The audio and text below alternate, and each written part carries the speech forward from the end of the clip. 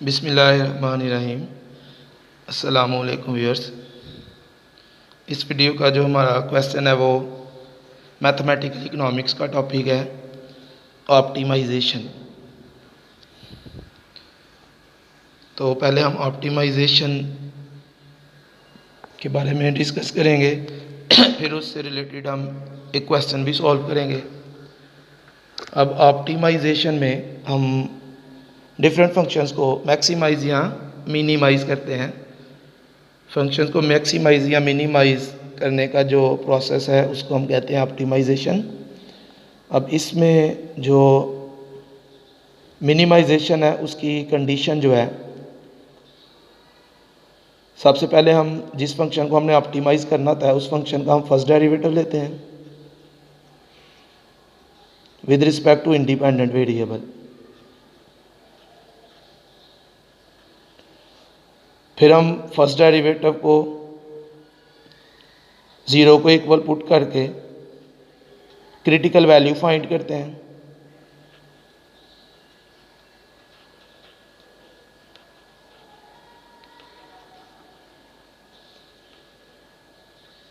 Equal to 0। उसके बाद second derivative find करते हैं।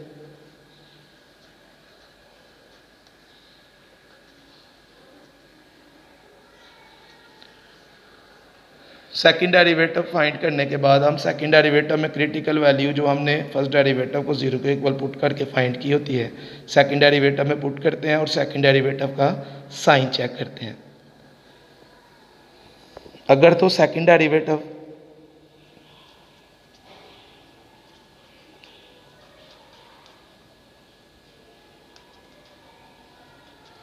अगर सेकंड डेरिवेटिव का आंसर लेस देन 0 यानी कि नेगेटिव आ जाए तो फंक्शन जो है वो मैक्सिमम होता है, मैक्सिमाइजेशन की एक कंडीशन है। और अगर सेकंड डेरिवेटिव का आंसर आ जाए ग्रेटर देन 0 यानी कि पॉजिटिव, इस सूरत में फंक्शन मिनिमम होगा।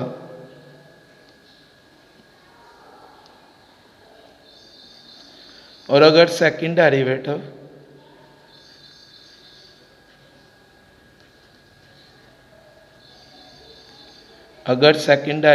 इक्वल टू 0 आ जाए तो फंक्शन ना मैक्सिमम होगा ना ही मिनिमम। जब सेकंड डेरिवेटिव 0 के इक्वल हो तो उसको हम कहते हैं point of inflection.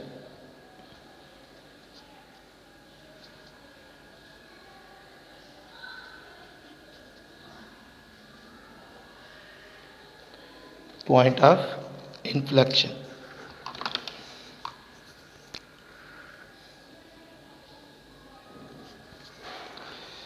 First derivative को 0 के इक्वल पुट करना, इसे हम फर्स्ट ऑर्डर कंडीशन कहते हैं। नेसेसरी कंडीशन भी इसे बोलते हैं। फर्स्ट ऑर्डर या नेसेसरी कंडीशन। और सेकंड डेरिवेटिव का साइन जो हम चेक करते हैं इसको सेकंड ऑर्डर कंडीशन या सफिशिएंट कंडीशन कहते हैं जी।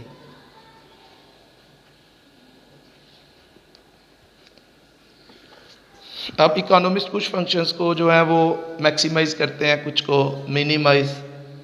तो जैसे कि यूटिलिटी फंक्शन है, लेट्स सपोज यूटिलिटी को मैक्सिमाइज करने की कोशिश की जाती है। प्रॉफिट है, प्रॉफिट को भी मैक्सिमम करने की कोशिश की जाती है। कॉस्ट फंक्शन है, अगर लेट्स सपोज कॉस्ट को मिनिमाइज करने की कोशिश की जाती है। नुकसान है, अगर लॉसेस हैं तो उनको भी मिनिमाइज करने की कोशिश की जाती है। इसी तरह रेवेन्यूज़ हैं, आउटपुट है, इनको मैक्सिमाइज किया जाता है। तो हमने क्वेश्चन के मुताबिक जो क्वेश्चन में फंक्शन गिवन है, जिस क्वेश्चन को मैक्सिमाइज या मिनिमाइज करने के लिए कहा गया है, हम उसके पहले 2 डेरिवेटिव्स फाइंड करेंगे। फिर हम फर्स्ट डेरिवेटिव को 0 के इक्वल पुट करके क्रिटिकल वैल्यू फाइंड करेंगे। और उसके बाद सेकंड डेरिवेटिव फाइंड करेंगे और सेकंड डेरिवेटिव में क्रिटिकल वैल्यू पुट करके तो सेकंड डेरिवेटिव का साइन चेक करेंगे। तो इसके लिए जो मेरे पास आज का जो क्वेश्चन है, question is total cost function of a firm is given.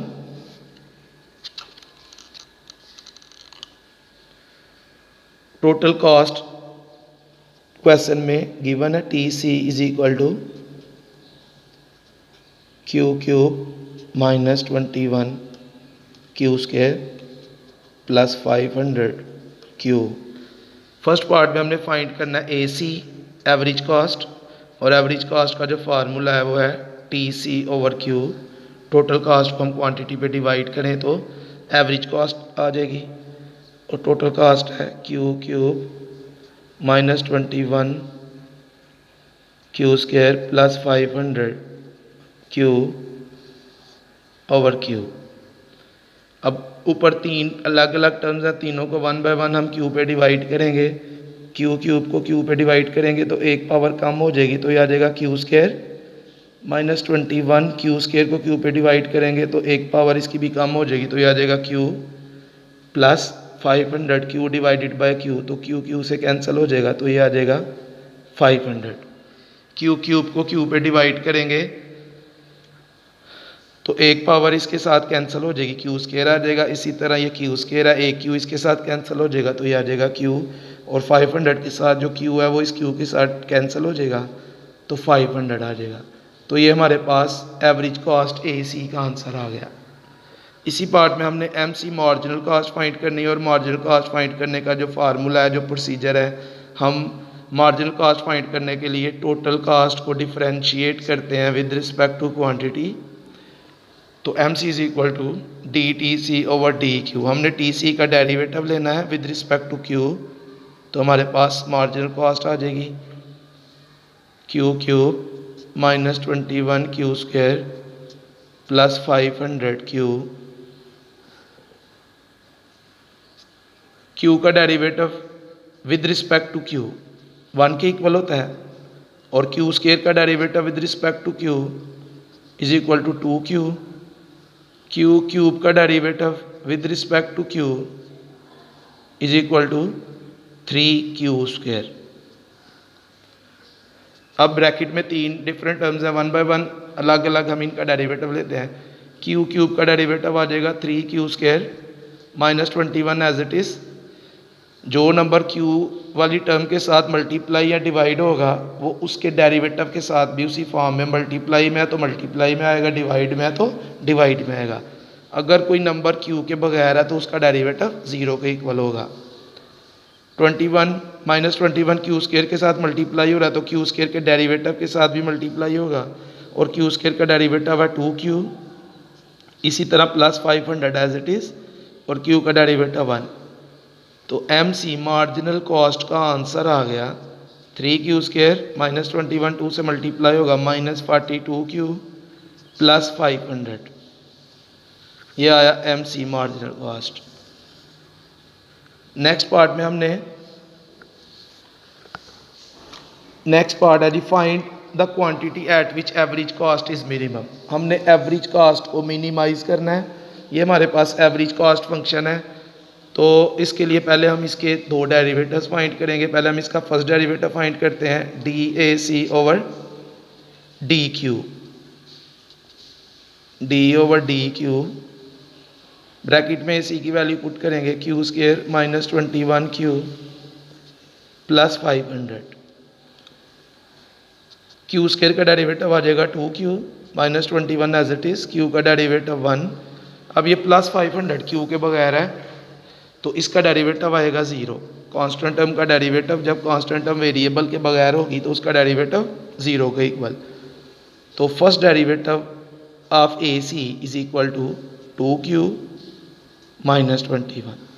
अब हम इसका सेकंड डेरिवेटिव लेते हैं D square A C over D Q square. ये सेकंड डेरिवेटिव का साइन है।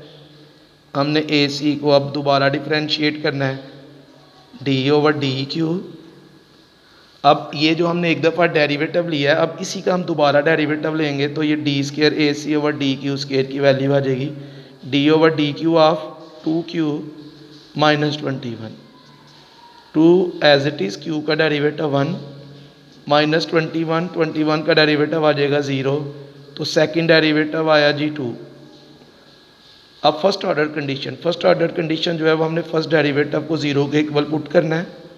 Put D A C over D Q is equal to 0, 2q minus 21 is equal to 0। अब इस इक्वेशन को हम q के लिए सॉल्व करेंगे। माइनस 21 दूसरी साइड पे जाएगा तो प्लस 21, और 2 जो है वो 2 मल्टीप्लाई हो रहा है वो दूसरी साइड पे जाएगा तो डिवाइड हो जाएगा। तो q आया हमारे पास, q is equal to 21 divided by 2। 21 को हम 2 पे डिवाइड करेंगे तो q is equal to 10.5।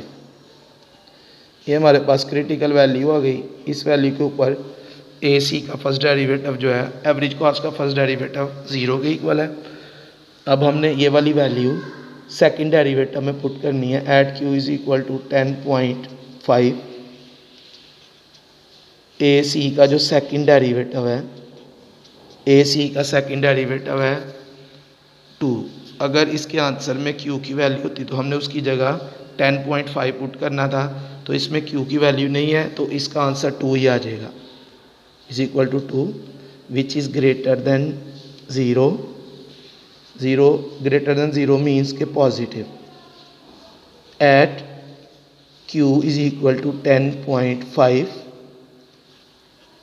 First derivative of A C is equal to 0 and second derivative of A C is greater than 0। तो देयरफॉर ये जो कंडीशंस हैं, ये मिनिमम की कंडीशंस जो हैं वो सेटिस्फाइड हुई हैं। Therefore average cost A C is minimum at q is equal to 10.5। अब जो नंबर 3 थर्ड पार्ट है उसमें हमने ये जो q इज इक्वल टू 10.5 ये वैल्यू आई है, इसके ऊपर हमने ए सी और एम सी की वैल्यू फाइंड करनी है। और जो ए सी की इक्वेशन है, ये ए सी की इक्वेशन है q square minus 21q plus 500। इसमें हमने q की जगह 10.5 पुट करना है। 10.5 स्क्वायर माइनस 21, जिधर q है उधर हम 10.5 पुट करेंगे प्लस 500। 10.5 स्क्वायर 10.5 स्क्वायर आ गया जी 110.25 माइनस 21 मल्टीप्लाई बाय 10.5 220.5 220.5 प्लस 500। तो ए सी आ गया हमारे पास 110.25 minus 220.5 plus 500 389.75 389.75। At q is equal to 10.5 A C is equal to 389.75।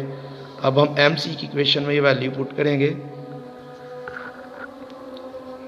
और एम सी का भी आंसर यही आना चाहिए, क्योंकि एट मिनिमम या lowest level of A C M C और ए सी इक्वल होते हैं, क्योंकि M C curve A C curve को उसके मिनिमम पॉइंट पे इंटरसेक्ट करती है, इसलिए एम सी का आंसर भी यही आना चाहिए। एम सी की इक्वेशन वैल्यू पुट करते हैं 3 इंटू क्यू स्क्वायर, क्यू की जगह आ जाएगा 10.5 स्क्वायर माइनस 42 इंटू 10.5 प्लस 500। तो 10.5 का पहले स्क्वायर लेंगे और उसको मल्टीप्लाई करेंगे 3 के साथ, तो ये आ जाएगा 330.75 minus 42 multiply by 10.5 which is equal to 441 plus 500,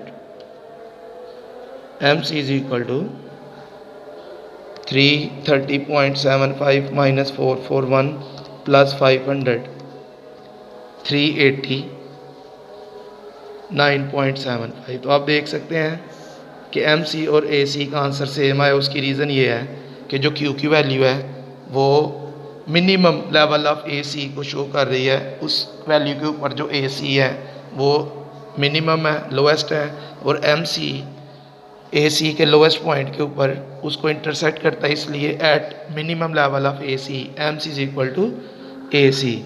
कुछ इस तरह से ये शेप होती है, ये ए सी और एम सी जो है, एम सी इसको इसके लोएस्ट पॉइंट पे इंटरसेक्ट करता है। तो इस पॉइंट के ऊपर एम सी और ए सी दोनों इक्वल होते हैं, जैसे कि आप इस क्वेश्चन में भी देख सकते हैं, दोनों का आंसर सेम आया। तो ये थी हमारी आज की वीडियो। आज के लिए इतने काफ़ी है, बाकी इंशाल्लाह कल। ओके, अल्लाह हाफिज़।